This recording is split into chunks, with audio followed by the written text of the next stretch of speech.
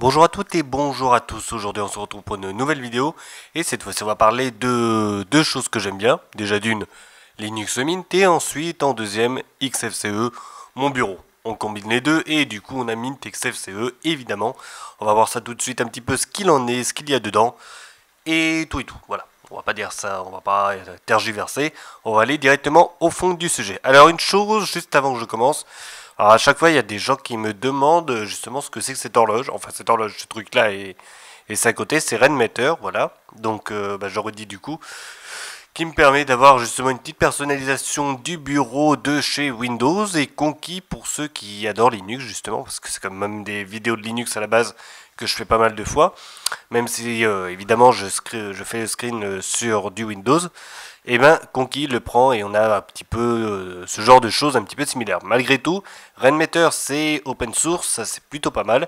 Et du coup on a vraiment énormément de choses contrairement à Conquis qui est aussi open source, mais il y a quand même moins de choses malgré que ce soit quand même à peu près tenu à jour évidemment. Voilà. Donc pour ce qui est de tout ça, voilà, c'est comme ça que ça se passe de mon côté.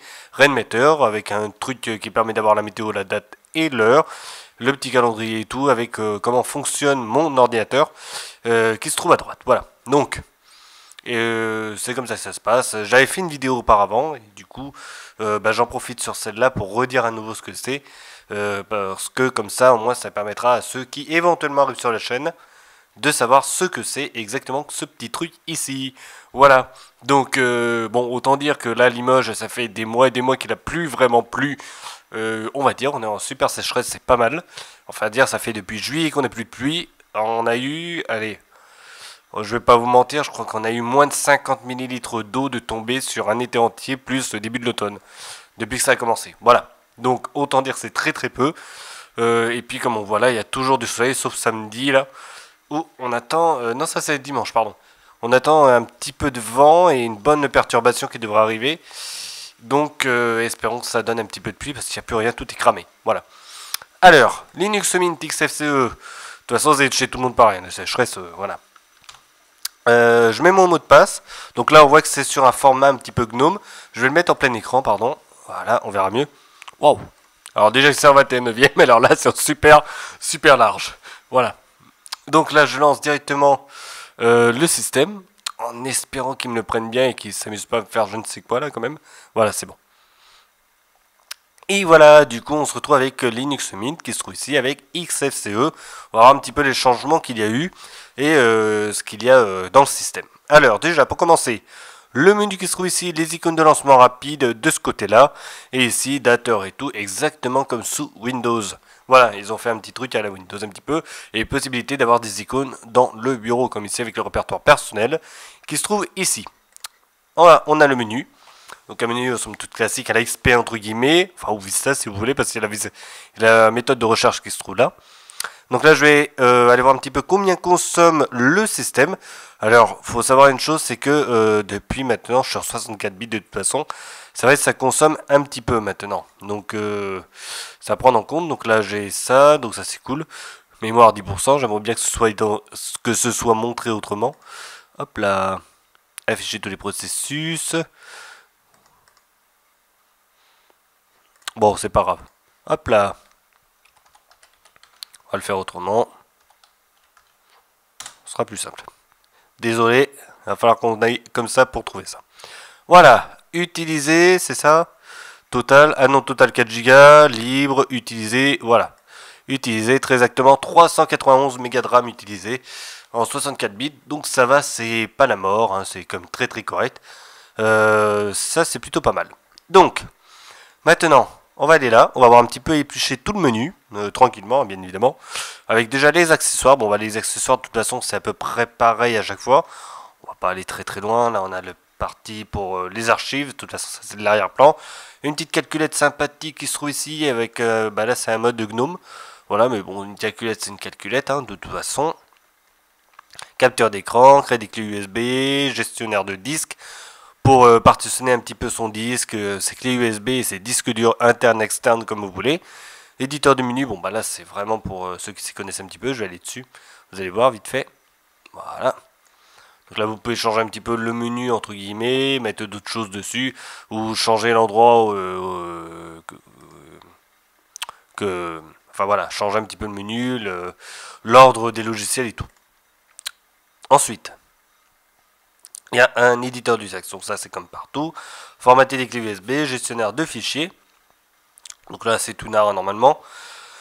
Gestionnaire des tâches, on est en train de le voir là actuellement. Donc ça on s'en fout un petit peu. Les journaux, et après bah, c'est pas mal de choses qui se trouvent en arrière-plan de toute façon. Voilà, clavier virtuel flexible. Oui, pourquoi pas. Voilà. Ça peut être pratique par contre si on a des. Comment ça s'appelle, des tablettes tactiles. Voilà. Hop là, il y a quand même pas mal de choses. Renommer en masse, bon bah ça, là si on veut vraiment renommer. Visionneuse d'images, donc ça si on a une image à visionner, voilà. Et de documents pour les PDF. Bureautique, bureautique, on se retrouve avec LibreOffice. On va en ouvrir un. Voilà, LibreOffice 6 déjà ça se reconnaît directement à la façon dont c'est fait et montré. Donc là je vais dans Aide. Ah, enfin le temps qui charge. C'est bon. Aide à propos. 6.0.3.2. Voilà, donc ça c'est plutôt pas mal. C'est pas la dernière, mais presque hein, quand même. C'est bon. Infographie, on a GIMP qui se trouve là, Pix, et c'est. Bon, je vais aller le voir. Ça a l'air d'être un gestionnaire d'images, voilà. Un petit peu la Picasa. Plutôt pas mal. GIMP, on va l'allumer, voir un petit peu ce qu'il en est. Alors c'est 2.8, voilà ce qui me semblait. Ils l'ont pas encore mis en 2.10. Et s'ils l'ont pas en 2.10, ça veut dire qu'on ne l'a pas du tout. Hein. Ça c'est clair. C'est soit on l'a, soit on ne l'a pas de toute façon. Alors, sachez que c'est quand même la dernière version de Linux Mint, hein. Je vous le dis directement. Thunderbird, là il y a Firefox qui se trouve là, que l'on peut allumer évidemment. De toute façon, on l'a là aussi en bas. Donc ça, c'est le petit truc qui mange la mémoire comme pas deux. Alors ici, hop là, donc on va aller dans à propos, aide. Voilà, 61.0.1, voilà, pour ceux qui aiment bien avoir les numéros des versions. Alors, je crois pas que ce soit la toute dernière, hein, mais quasiment. Puis de toute façon ça se voit, le truc est carré. Avant justement sur Firefox les bords étaient vraiment arrondis au niveau des onglets. Là on voit que c'est une version récente. Et là vous voyez 634 mégaoctets de mémoire utilisée dès qu'on allume Firefox. Ça c'est vraiment un truc qui mange la mémoire comme pas possible. De toute façon ça a toujours été comme ça. Multimédia, il y a VSC, il y a un truc pour lire les films. Bus audio, Rhythmbox. Bon bah à partir du moment où j'ai VSC, de toute façon je peux faire gaver de choses. Mais bon, Rhythmbox c'est toujours un petit plus pour pouvoir voir un petit peu les podcasts ou des choses comme ça, ce que l'on peut voir là à gauche. Donc ça c'est plutôt pas mal aussi. Ensuite les paramètres, et ben on va aller voir les paramètres après. Système. Donc là après c'est tout ce qui est un petit peu voilà, mise à jour, logiciel. Je vais aller dessus, comme ça vous verrez. Préparation du cache, voilà. Hop là, on va l'agrandir. Comme ça on y va un poil plus clair. Donc là on voit qu'il y a des choses, bon bah ça c'est voilà, Minecraft, Google Earth on s'en fout un petit peu, mais si je vais dans la bureautique, bah on voit qu'il y a des choses que l'on peut avoir, VIM, voilà, pour ceux qui aiment bien les petits trucs comme ça pour faire de la prog, de la programmation, il y a pas mal de choses que l'on peut avoir, ça c'est cool, voilà. Pareil si je vais dans le graphisme, alors il doit y avoir quelque chose par ici, voilà. Bon, GIMP pour ces comptes-là, il y a Blender, il y a des choses comme ça, de toute façon on est avec le magasin de Ubuntu à la base. Donc on est quand même très tranquille de ce côté-là, c'est extrêmement bien fait. Voilà, il y a vraiment beaucoup de choses. Donc ça c'est pour les systèmes, il y a bon imprimante et tout, c'est tout ce qui est un petit peu en arrière-plan. Le terminal, depuis tout à l'heure vous êtes en train de le voir là à droite, donc on va pas revenir dessus. Et après si je vais dans la configuration, hop là, ça reste à peu près du classique, voilà, on peut gérer un petit peu les notifications. Voilà, savoir si je veux que ça s'affiche plus ou moins lentement, etc. etc. Bon, voilà, vous voyez que c'est tout nard. Le gestionnaire de fichiers, comme j'avais dit. Le thème, bon, le thème on s'en fout, ça on peut le faire autrement. Tous les paramètres sont en bas. Affichage, etc. Gestionnaire d'alimentation pour gérer un petit peu son système, savoir si on veut qu'il se mette en veille ou quoi que ce soit. Donc ça plutôt pas mal. Là l'apparence, si je veux que ça change un petit peu. De ce côté là, pareil pour les icônes, je peux changer, bah tiens je vais mettre Aqua, voilà ça va changer, et le style, Mintix, Blue, boum, et voilà, ah oui quand même, donc Mint Y, voilà, on a la version Dark, et la version classique, voilà, bon après il y a bien évidemment plein de choses qui se trouvent ici, XFCE, voilà, il y a pas mal de petites choses à droite à gauche. Pareil, je peux avoir du add white tab pour avoir un truc un peu plus en relief entre guillemets. Enfin là c'est très calme le relief hein, quand même. On va pas se mentir. C'est un style de toute façon gnome. Ah, en contraste élevé, bon, il y a plus grand monde qui s'en occupe. Et il y a toujours ces trucs un petit peu à l'ancienne qui se trouvent toujours présents ici depuis X temps. Voilà. Mode industriel et normalement j'ai quelque part Redmond, voilà, pour faire un style Windows 98 si on a vraiment envie. Donc là je me remets sur le truc basique, voilà, en mode vert. Donc les icônes, bah là j'ai changé, je préfère en bleu moi. Et bon après chacun ses goûts couleurs. Voilà, ça c'était pour la partie des paramètres. Non, pour l'apparence, pardon. Y a quoi d'autre à voir? Gestionnaire de fenêtres, ça reste toujours pareil, hein, on se retrouve avec quelque chose de classique. Soit j'ai ça, ou soit je passe en Minitix, et puis là on se retrouve avec quelque chose sans justement le bouton en vert. Pareil, je peux changer l'ordre des boutons, je peux les mettre à gauche, à droite, comme on veut, voilà. On va faire ça directement, hop. Et là, le bouton se retrouve à gauche, oui, c'est ça.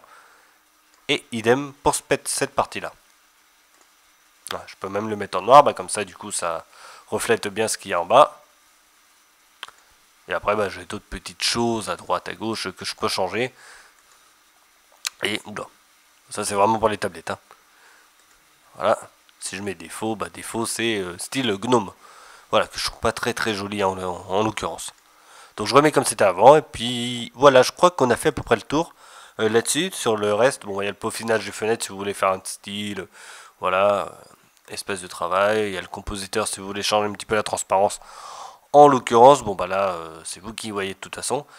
C'est pareil, je peux changer la décoration des fenêtres. Hop là, voilà. Et du coup, c'est un tout petit peu plus transparent de pas grand chose. Voilà, alors, je vais me mettre par ici. Voilà.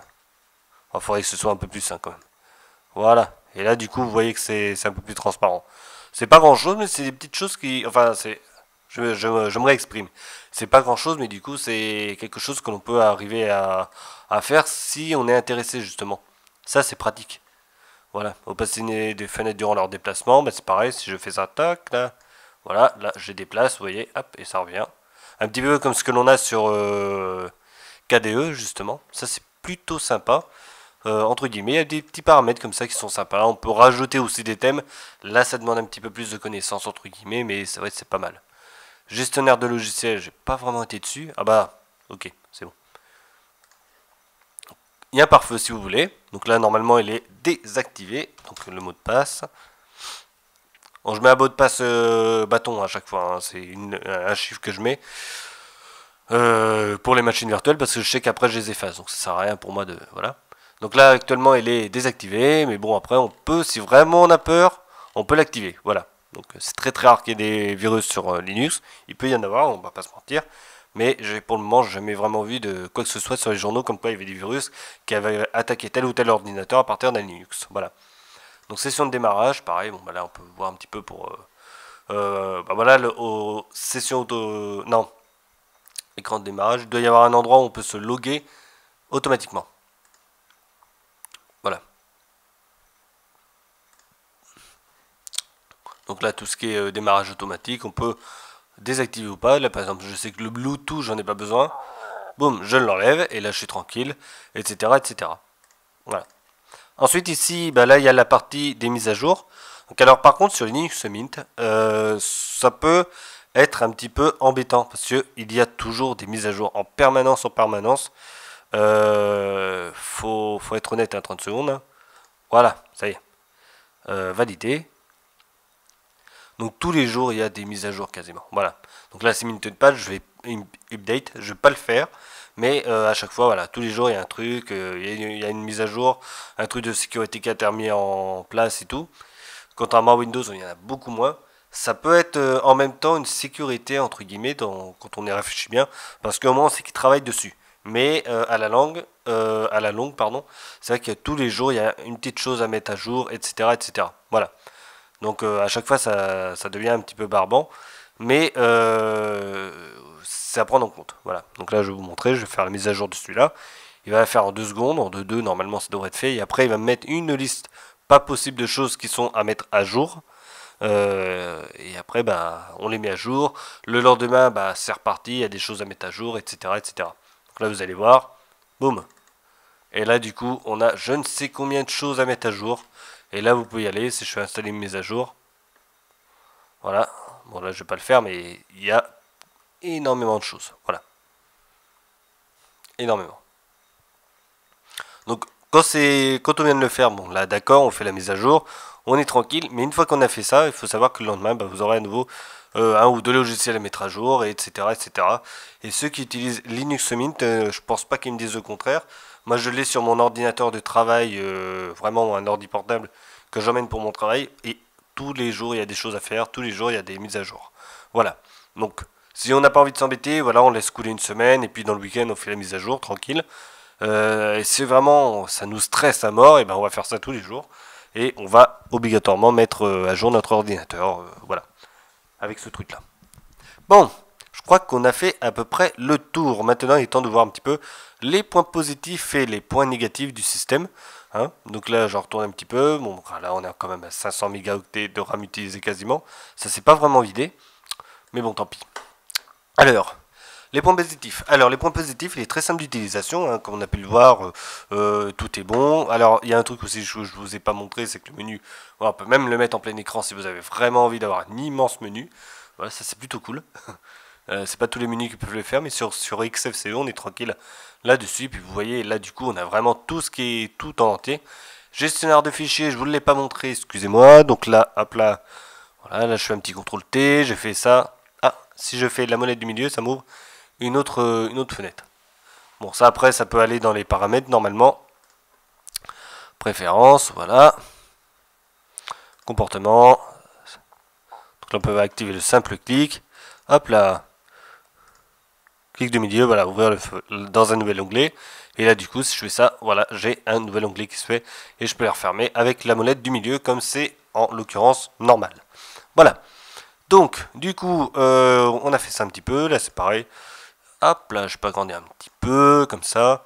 Après, sur préférence, je pense pas qu'il y ait 36 000 choses, de toute façon.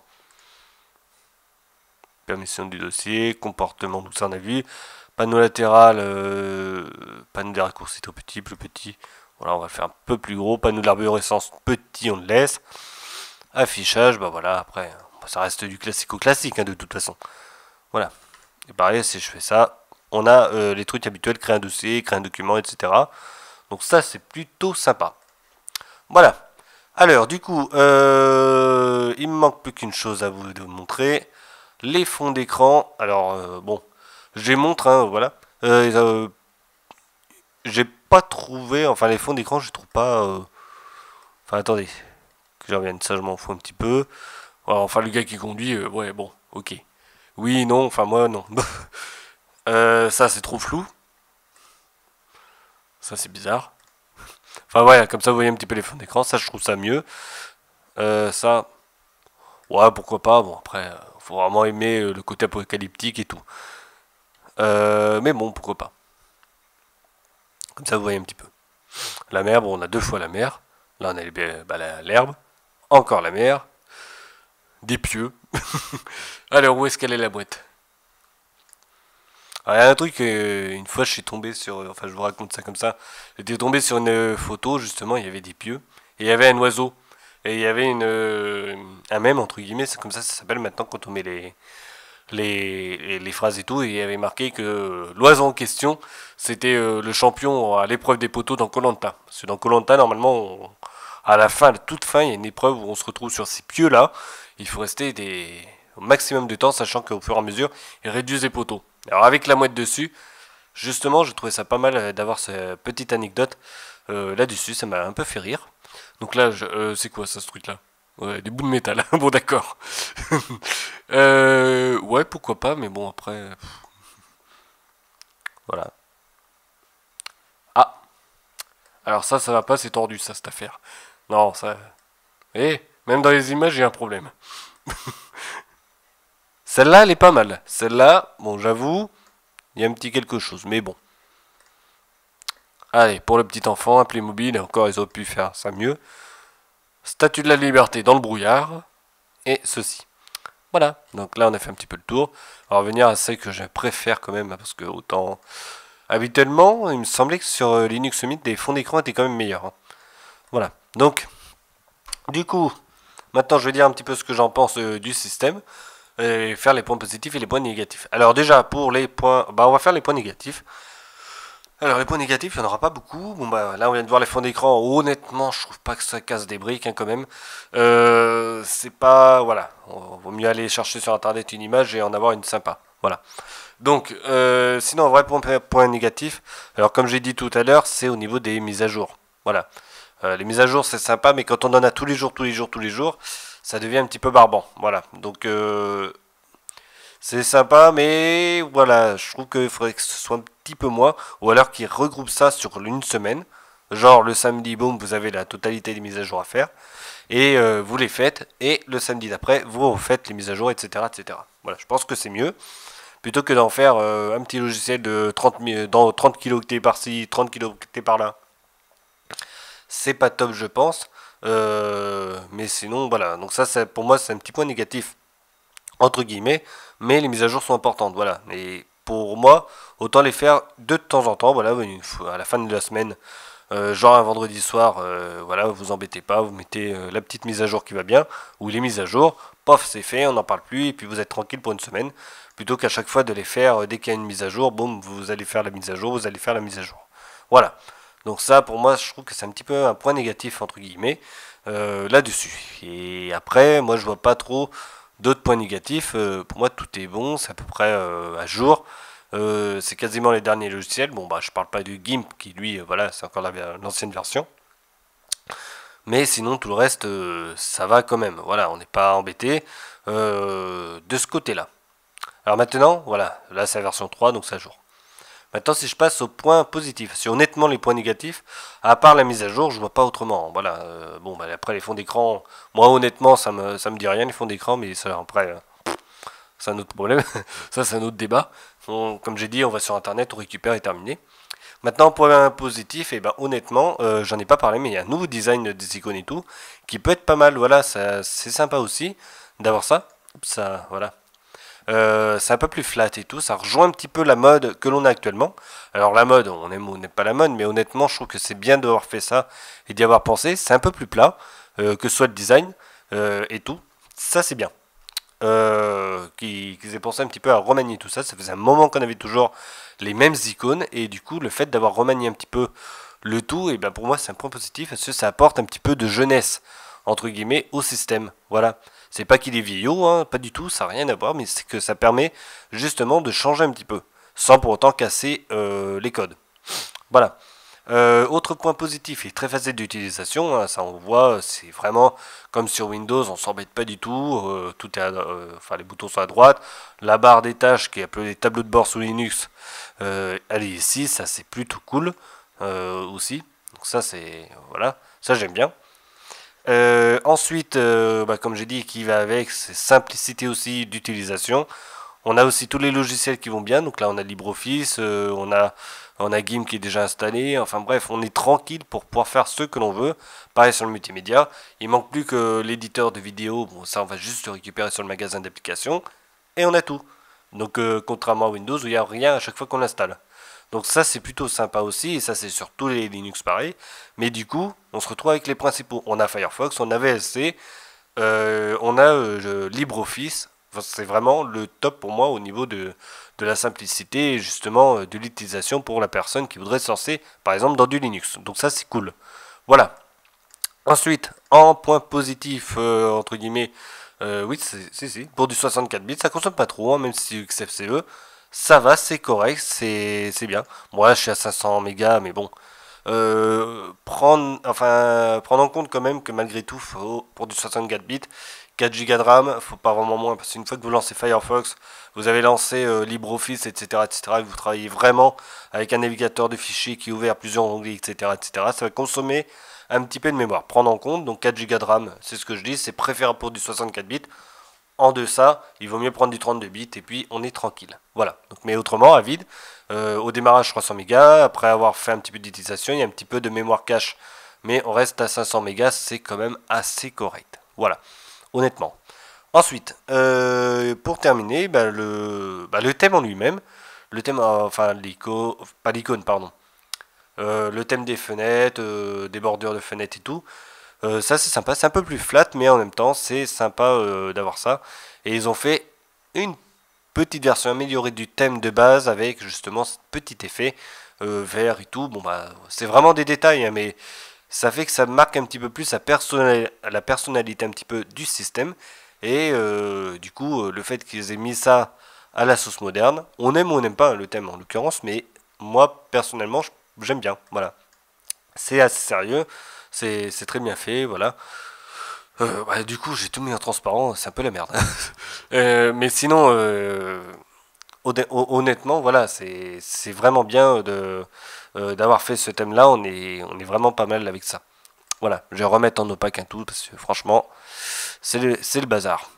Hop là, voilà, comme c'était avant. Là, cool, on est tranquille. Donc, on peut travailler. Pour moi, c'est du sérieux. C'est du sérieux, c'est prêt à l'emploi, c'est nickel. Donc, voilà. Donc, qu'est-ce que je voulais dire d'autre? Bah, je crois que c'est tout. Normalement, si je fais clic droit sur le tableau de bord, hein, on y a accès, voilà. C'est bien ça. Préférence. Je ne l'ai pas montré non plus, hein, mais bon, ça après. Voilà, apparence, éléments, etc., etc. Je peux le mettre plus ou moins opaque. Hop, voilà, ici. Hop là. Bref, c'est du XFCE pur et dur. C'est vraiment très très bien. Voilà, je crois que c'est tout pour ce système d'exploitation. Si je fais un bilan global pendant que je l'éteins, le bilan global de tout ça, et ben c'est que le système, il est bien, normalement il est très stable, il n'y a pas de souci là-dessus. Il repose sur un Ubuntu qui est juste l'avant-dernière version pour être sûr que ce soit stable, donc ça c'est très bien aussi. C'est simple à utiliser, pour les personnes qui débutent sur du Linux, franchement ils vont pas être embêtés de ce côté-là.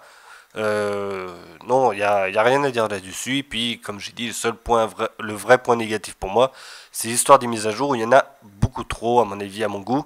C'est beaucoup trop fréquent et contrairement à d'autres systèmes comme Mac et comme Windows et d'autres Linux évidemment, c'est trop fréquent. Voilà, ce serait bien si c'était compilé et à chaque fois, une fois par semaine, hop, ils sortent justement la mise à jour avec le tout compilé en un seul coup et on est tranquille.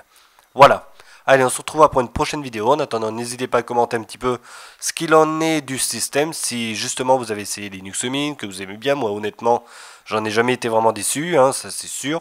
Moi-même sur cette machine-là, il y a du Linux Mint en KDE certes. Bon, par rapport à ma carte graphique et tout, ça tient vraiment la route. J'ai un SSD et tout, donc j'ai pas de souci là-dessus. Mais du coup, il y a bien un Linux Mint à l'intérieur, même si on le voit jamais. Faudrait que j'en fasse une vidéo un jour de ce truc-là.